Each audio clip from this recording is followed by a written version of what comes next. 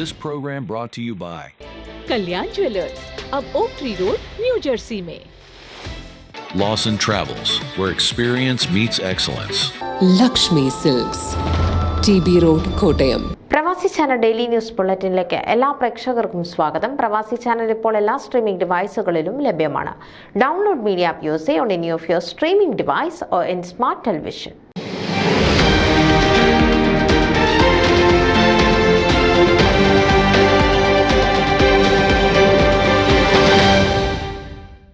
പഠനത്തിൽ അസാമാന്യമായ മിടുക്കുള്ള മഞ്ജിമയ്ക്ക് ഇനി ചോർന്നൊലിച്ച് ഇടിഞ്ഞു വീഴാറായ വീട്ടിൽ ഭയപ്പാടോടെ കിടക്കേണ്ട. തലചായ്ക്കാൻ മഞ്ജിമയ്ക്കും കുടുംബത്തിനും ഒരു പുത്തൻ വീട് സ്വന്തമായി കിട്ടിയിരിക്കുന്നു.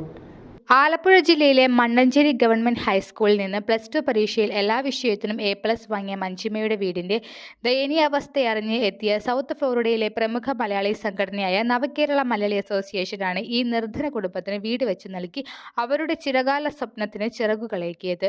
ജീവകാരുണ്യ പ്രവൃത്തിയുടെ മഹത്തായ സന്ദേശം പകർന്നുകൊണ്ട് ജനുവരി 14 മണ്ണഞ്ചേരി ഗവൺമെന്റ് ഹൈസ്കൂൾ ഓഡിറ്റോറിയത്തിൽ ആലപ്പുഴ MLA PP ചിത്തരഞ്ജൻ ഉദ്ഘാടനം ചെയ്ത സമ്മേളനത്തിൽ വെച്ചായിരുന്നു വീടിന്റെ താക്കോൽദാനം.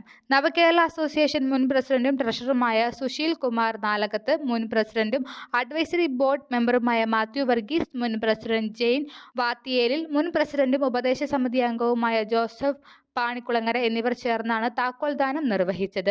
സ്കൂളിലെ അധ്യാപകർക്കും മറ്റ് സ്റ്റാഫുകൾക്കും PTA ഭാരവാഹികൾക്കും പുറമെ ഒട്ടേറെ സാമൂഹിക, സാംസ്കാരിക, രാഷ്ട്രീയ വ്യക്തിത്വങ്ങളും തിരക്കഥാകൃത്തായ സുരേഷ് വാരനാട്, ഫോമ നാഷണൽ കമ്മിറ്റി അംഗങ്ങളായ ജിജു കുളങ്ങര, ബിജു കട്ടത്തറ എന്നിവരും ഈ പ്രൗഢോജ്വലമായ സമ്മേളനത്തിൽ പങ്കെടുത്തു. 2023 എല്ലാ വിഷയത്തിനും A+ വാങ്ങി അഭിമാനാർഹമായ നേട്ടം കൈവരിച്ച മഞ്ജിമയെ ആദരിക്കാൻ മണ്ണഞ്ചേരി ഗവൺമെന്റ് ഹൈസ്കൂൾ അധ്യാപകരും PTA അധ്യാപകരും വീട്ടിലെത്തിയപ്പോഴാണ് മഞ്ജിമയുടെ ദുരിതപൂർണമായ ജീവിതം നേരിൽ കണ്ട് അന്താളിച്ചു പോയത്.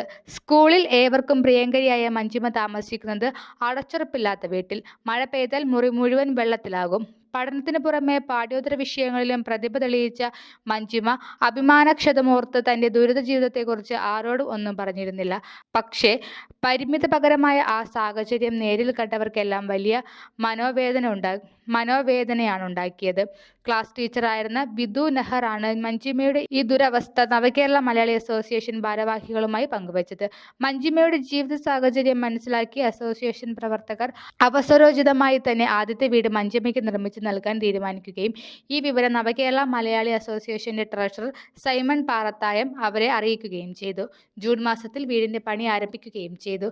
മനുഷ്യന്റെ ഏറ്റവും വലിയ ആഗ്രഹമാണ് അന്തി ഉറങ്ങാൻ ഒരു വീട് സ്വന്തമാക്കുക എന്നുള്ളത്. മഞ്ജിമയുടെയും കുടുംബത്തിൻ്റെയും ആ മോഹം സാധിച്ചു കൊടുത്തതിലൂടെ നവകേരള മലയാളി അസോസിയേഷൻ ജന്മനാടിനെ നെഞ്ചോട് ചേർത്ത് പിടിക്കുകയായിരുന്നു. അമേരിക്കയിലെ മലയാളി മനസ്സുകളിൽ നിറസാന്നിധ്യമാണ്. ഒട്ടേറെ സാമൂഹിക പ്രവർത്തനങ്ങളിൽ പ്രതിബദ്ധതയോടെ പ്രവർത്തിച്ചു വരുന്ന നവകേരള മലയാളി അസോസിയേഷൻ 3 പതിറ്റാണ്ട് തികയുന്ന ഈ വർഷത്തിൽ 3 നിർധന കുട്ടികൾക്ക് കൈത്താങ്ങാവുകയാണ് ഏവർക്കും മാതൃകയായ ഈ സംഘടന.